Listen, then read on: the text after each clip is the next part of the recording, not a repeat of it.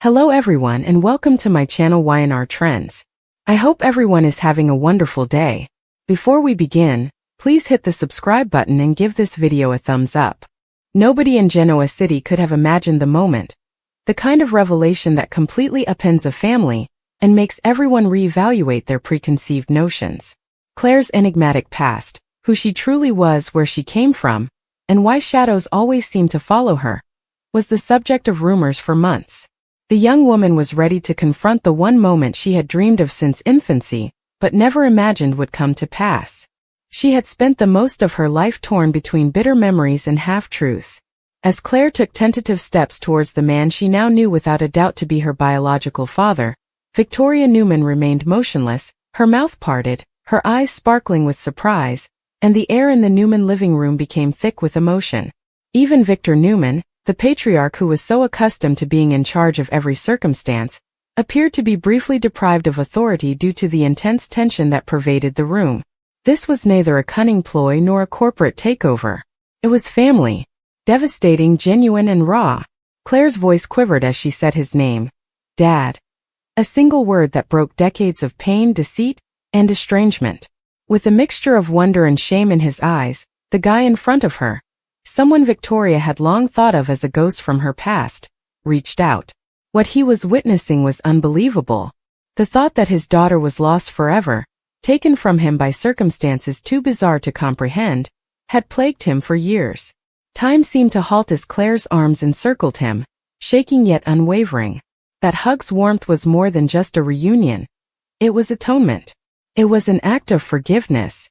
After being torn apart by lies greater than either of them could handle, it was the reunion of two broken souls. As the father and daughter embraced for the first time, their hearts now realizing what blood had known all along, the room around them blurred, even Victor and Victoria fading into the distance. But Victoria stood motionless on the ground, her thoughts racing. She had accepted Claire's account for months, believing that Jordan, the crafty lady who had pretended to be her aunt and almost destroyed the Newman family from within, had tricked her. Victoria had made an effort to put everything behind her, forgive Claire, and aid in her recovery. However, everything was rewritten by this knowledge. This time, fate itself had deceived her rather than Jordan. The man in front of her was more than just a historical figure. Before everything broke wrong, Victoria had trusted him and loved him in a previous life. When Claire discovered that he was her biological father, she realized that all of her decisions and sacrifices had been based on false information. The reality was like a blade slicing through her heart, getting sharper by the moment. Victor's jaw tightened as Claire clung to her father, crying uncontrollably. He had sensed that something wasn't right.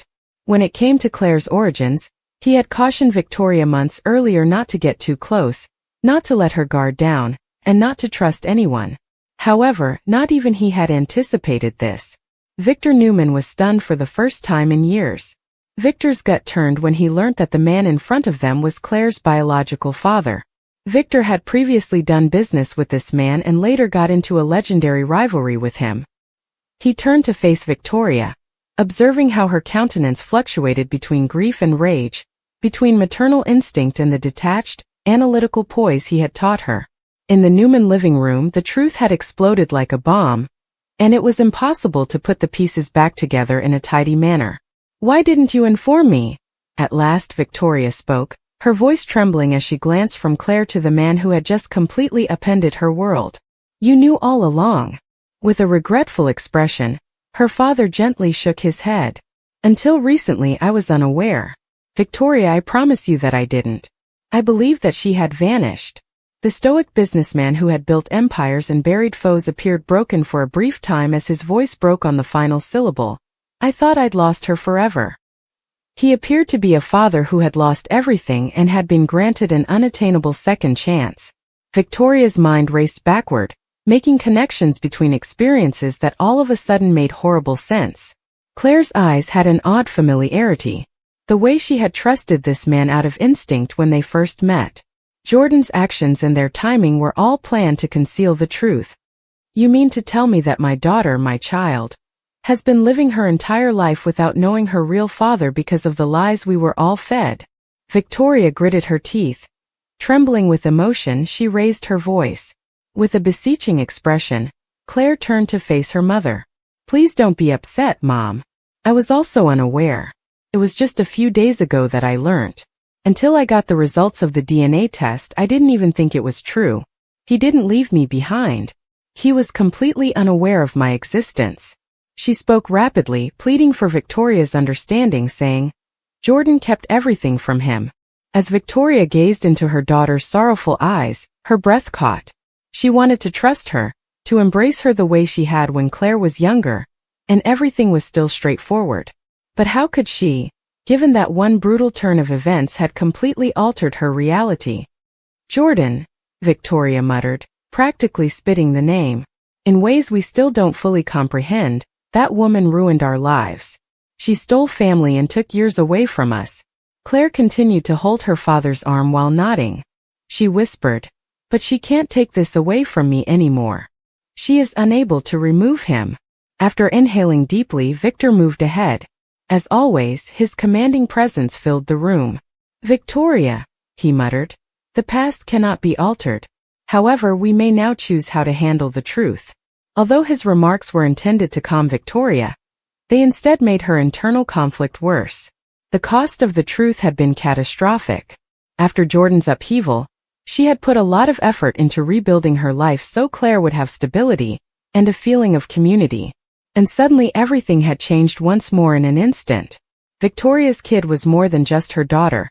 She was a living reminder of a love she had once buried, a chapter she believed she had closed forever. Long before Victoria had grown into the influential Newman executive she was today, she had trusted the man in front of her, the father Claire now embraced. And it reopened old scars that had never completely healed to see him again as Claire's father. Victoria turned to face him and forcefully stated, "I need to know everything. When did you learn? How did this occur? Who informed you?" He paused, looking from Victoria to Victor and back again. He said slowly, "It began with a call. I received a call from a woman who claimed to know details about my background. First, I didn't trust her. However, she had documentation, dates, hospital documents, and then pictures. Pictures of Claire as a newborn. Ones that I had never seen. Before I conducted my own testing, I had no idea what to believe." He paused, his voice catching. "When the results came back positive, I wanted to tell you immediately, Victoria, but I was unsure of how. I didn't want to harm you once more." Tears welled up in Victoria's eyes. "You already have," she replied in a faint, shaky voice. "You ought to have approached me first. I was entitled to know. I was entitled to prepare both her and myself." Desperate to halt the emotional disintegration before it got out of control, Claire stepped forward. "Please don't blame him, Mom. He is not at fault for any of this. This is what Jordan did. She prevented me from seeing him. She nearly succeeded in her goal of destroying us. But that is no longer the case. My dad is back with me. I finally figured out who I am." Victoria was shattered by the conviction in Claire's words. An intense pain that tightened her chest took the place of the rage. She had been burdened with remorse for a long time, for losing her family piece by piece and for failing to shield her daughter from others' manipulations. But now when she saw Claire so convinced and so emotional, she thought perhaps they couldn't fight this. Perhaps this was fate's harsh way of making things right. At last Victor, always the patriarch, came forward. "Family is complicated," he replied in a quiet, authoritative voice. "We've all made errors and kept secrets, Lord knows. Now though, what counts is that Claire is aware of the reality. Additionally, you must choose whether to let that reality to either free you or destroy you." Like smoke, the words hung in the air. Claire glanced between her parents, the two individuals whose broken love had shaped her. She didn't feel like a pawn in someone else's game for the first time. She felt complete. Finished. The constant beat of something genuine, family, had taken the place of the emptiness she had carried her entire life. Claire stretched out, grabbed Victoria's hand, and drew her in as the tension subsided. Her voice broke as she murmured, "Mom, you are still necessary to me. That remains unchanged. I only have you two at last. Don't force me to choose, please." At last, Victoria broke down in tears, losing her composure. Barely able to talk, she nodded. She said, "You don't have to choose, sweetheart. But we have a lot to talk about." she said, turning to face the man who had completely changed her life. You never will. Many things need to be corrected. As the 3 generations of Newmans watched history change, the sun started to set, illuminating the Newman Ranch's tall windows with golden light. Claire and her father were in the glow, clinging to each other as if they were scared to let go. Their relationship had been hidden under lies and secrets for years. But now, in this delicate, potent moment, the truth had at last freed them. The future was unknown, as it always was with the Newmans, but one thing was certain. The link that was created that day between a father and his daughter could never be destroyed by a lie, betrayal, or enmity. A tiny part of Victoria, the part that had once believed in love and miracles, whispered that perhaps, just possibly, this was the start of something new, even though her heart was still hurting. Something restorative. Something genuine. Following the announcement, a terrible quiet descended upon the Newman property. The weight of yet another terrible reality appeared to cause the walls, which had seen decades of family strife, to shudder. Claire gazed between her parents, the father she had recently discovered and the mother she had loved and feared losing, while she continued to clutch her father's hand. The tension in the room was so intense that it had the potential to either destroy a family, or make them stronger than before. Normally the epitome of control, Victoria Newman felt her poise sliding away from her. Her mind was racing and her throat burned. She had experienced romantic betrayals, public scandals, and corporate conflicts, but nothing had prepared her for this. She gently turned to face her father, Victor Newman, the man whose words had previously determined how her life would unfold. Her eyes were steel, but her voice wavered. Did you not know? With a strong, accusing tone, she spoke softly. Victor furrowed his brow. Victoria! Don't! Her voice broke as she held up a shaking hand. You dare not pretend that you are ignorant. You've been too quiet, too serene. For months you had personnel investigating Claire's past. Every file and every lead was being examined by your investigators. Will you really just stand there and claim you were unaware? Victor said it everything with his silence. He let out a deep breath. His jaw clenched as he looked at the man who was now identified as Claire's biological father.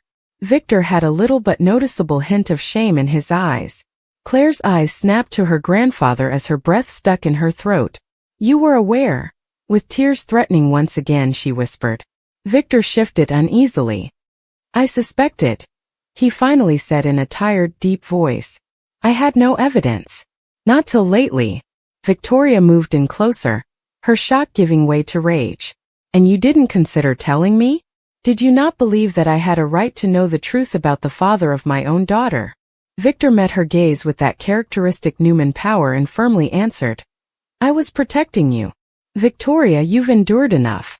Until I was positive, I would not bring another ghost from your past into your life. Keeping me safe. She yelled. You are no longer in charge of making that decision. What I can or cannot handle is not up to you. You have controlled every action I take, every person I love, and every decision that ought to have been mine throughout my entire existence. Dad, you didn't keep me safe. I was manipulated by you. Victor's dignity prevented him from crumbling, and his expression hardened. You referred to it as manipulation. I refer to it as doing what was required to maintain the unity of this family. When it comes to the people you love, Victoria, you've always acted impulsively. Your intellect should have ceased making decisions, but you let your heart to do so. Standing between them, Claire sensed the impending storm and moved forward. Please don't fight. This has nothing to do with business, control, or the past. The truth is at issue. At last I am aware of who I am. Don't spoil that for me. However, neither Newman gave in readily. The conflict between the father and daughter was rooted in deep-seated animosity, and old wounds that had existed for decades. The man Victoria most respected and the one she could never completely forgive, Victor had always been both her biggest challenge and her greatest protector. As she went on, her voice broke. You ought to have put your trust in me. As soon as you had any suspicions, you ought to have told me. Instead, you let me to wander about this house believing that the past was behind me, while you sat there knowing that the guy who transformed my life years ago was out there searching for the daughter I've been battling to save. The room was filled with Victor's heavy sigh. Do you believe that I desired this? Do you really believe that I wanted to witness your suffering once more? I needed to be certain, so I remained silent. Because there was no turning back once this truth was revealed. Victoria, take a glance around you and see what has already been done. Still unable to comprehend the emotional turmoil of the situation, Claire's father came forward. He's correct, he murmured. Both Victor and I have erred. But Claire is what counts right now. Although we are unable to reverse the past, we can provide her with the family she has been longing for. One that is no longer based on secrets. With fiery eyes, Victoria turned to face him. She remarked in a stern tone, "You don't get to talk about family. You vanished. When everything broke down, you abandoned me and us. I buried that aspect of my life, and now you're claiming parenthood as if those years never happened." The word struck deep and he winced. "Do you believe that I wanted to go?" His voice cracked as he said, "Do you believe that I didn't defend you? Your dad made sure I didn't go. He made it plain that I would never again be a part of your life." Everyone looked at Victor. The old patriarch appeared to be momentarily cornered for once. His silence was sufficient proof. The room resonated with Victoria's gasp. "What did you do?"